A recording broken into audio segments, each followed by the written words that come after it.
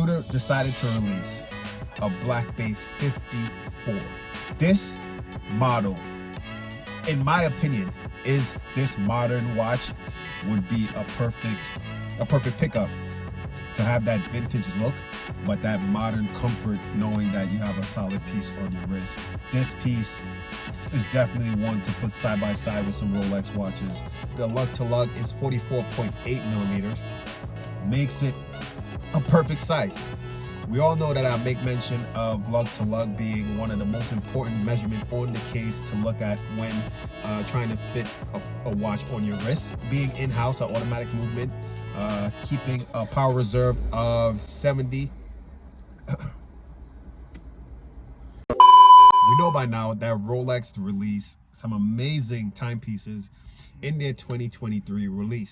But not just Rolex, Tudor as well released some amazing timepieces where they showed that they listened to the consumer in what they wanted changed or wanted to see in their timepieces. I've owned the Tudor Black Bay 36, and I've had hands-on and on my wrist with the Black Bay 58. Now the Black Bay 36, of course, is a 36 millimeter size case, and the Black Bay 38 is a 39 millimeter size case.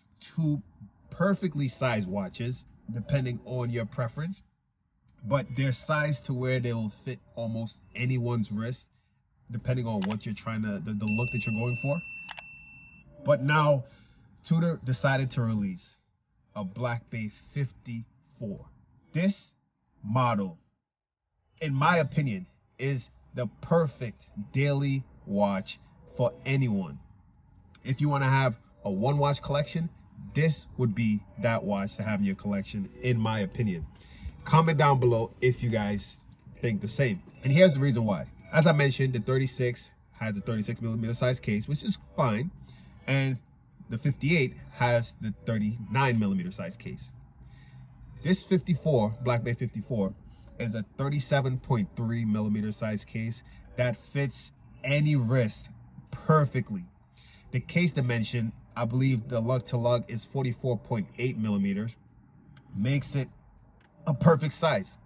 We all know that I make mention of lug to lug being one of the most important measurements on the case to look at when trying to fit a watch on your wrist, and this size is perfect for a 6.5 inch wrist, a 7 inch wrist, a 7.5 inch wrist, and even smaller than what I've mentioned, or larger. Another point to mention is the movement. It's an in-house movement. I believe it's a 5400, an MT 5400. Being in-house, an automatic movement, keeping a power reserve of 70.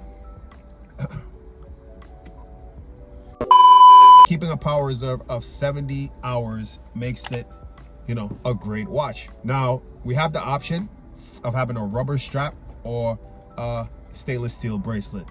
The rubber strap goes for around $3,600, and the steel bracelet, riveted bracelet to be specific, is going closer to more $3,900. So being in that price range, this is the perfect watch under $5,000.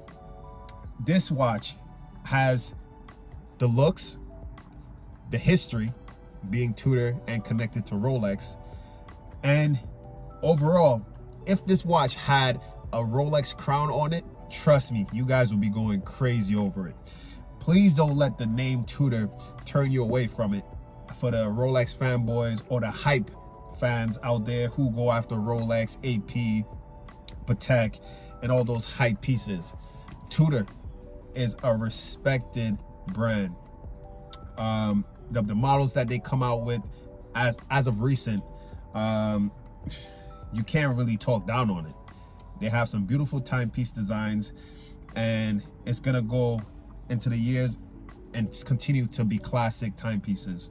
Another point to mention, the case of this 54, Black Bay 54, is a rectangular shape. If you look at it side by side with the Black Bay 58, the Black Bay 58 is a little more round, and this 54 has a more rectangular shape to it, which to me, I love. It has a vintage aesthetic that I go after, because we all know I love vintage timepieces more than modern. But this is like a modern rendition of, to be exact, the 7922 reference Black Bay, not Black Bay, Tudor Submariner back in 1954. This is like a modern rendition of it. So if you guys don't want to buy a vintage watch because let's say you want to go swimming and diving and you want to really be rough and tough with your watch, this modern watch would be a perfect pickup to have that vintage look, but that modern comfort, knowing that you have a solid piece on your wrist. Guys, comment down below what you guys think of all the other models that Tudor released. Another thing that stood out to me is that they released on the Black Bay 36. I haven't checked all the details of all the models, but with the Black Bay 36, one of the issues that I had was that they didn't have a Jubilee bracelet, and in this 2023 release they have a Jubilee bracelet. Another thing is that the glide lock on the clasp was added on the 2023 models, and back when I had my Black Bay 36, that was one of my issues that I thought would be perfect to add to the bracelet.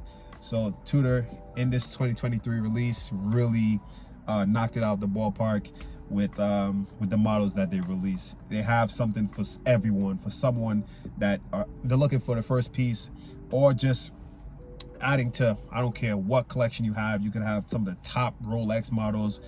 This piece is definitely one to put side by side with some Rolex watches. In my opinion, it's I don't want to sound crazy, but it's better almost in a way in the design than some of the modern Rolex watches today. The dimension, the way that the case shape is perfect. The crown is a little bit smaller than the, let's say, the Black Bay 58 and the Black Bay 36. It's just a perfect look. It's a perfect watch, and I'm gonna try my best, hopefully before this year end, to pick one up. I don't know if the prices are gonna go up above retail or if it's gonna sell below retail, but we'll have to see. Guys, thanks for watching.